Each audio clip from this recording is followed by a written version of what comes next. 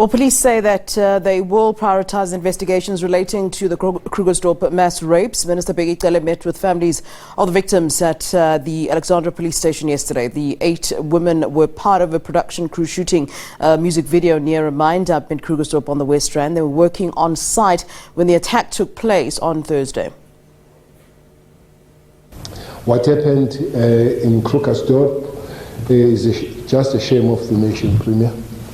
We were lucky yesterday to meet the families and the survivors, those young kids. You hear the story, you imagine what happened, but when you see those people and you realize that they are not just a story, they are human beings, they are there, they are young, you talk to them, and you realize the destruction, which is not temporal. Some of those destructions are permanent with those kids. Though we have tried to push the supporting mechanism, I spoke to the Minister of DSD, who will be part of looking after them, the presidency under Dr. Shisane. They are really taking the matter up serious to make sure that they are giving the proper support.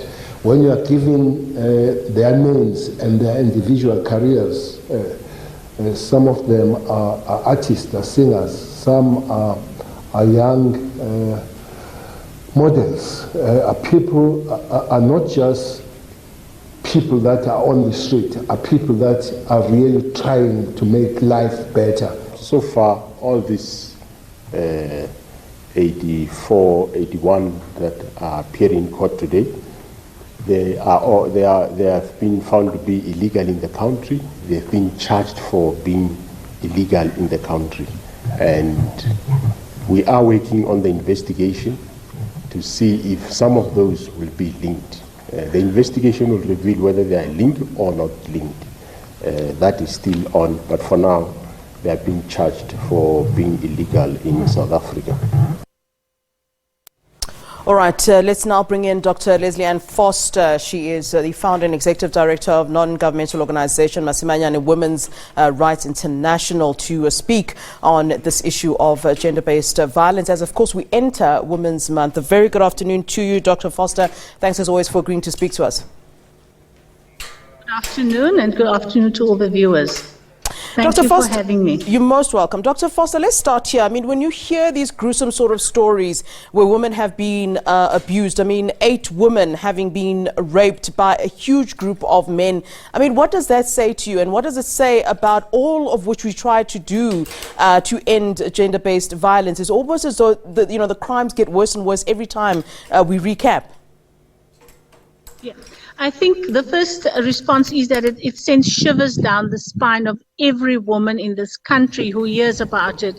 And that's one of the reasons why violence against women is such a heinous crime, because it's also meant to silence and to instill fear in all women. This is what it does. It may be 8 women's experiences, but all of the other women in this country will feel that sense of fear and be limited in the way they live their lives moving forward. I think this is such a heinous, vile crime, for these young women to have experienced.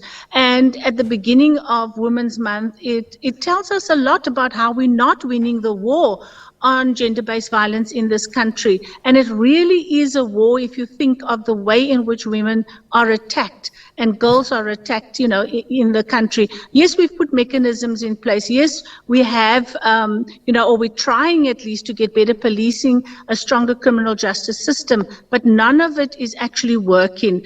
And my theory about that is because the real drivers of this are the social norms and, a very deep prevailing patriarchy in our society. And we're not working on those things. We always focus on what kind of support we can give survivors of these crimes, but our prevention programs are certainly not strong enough.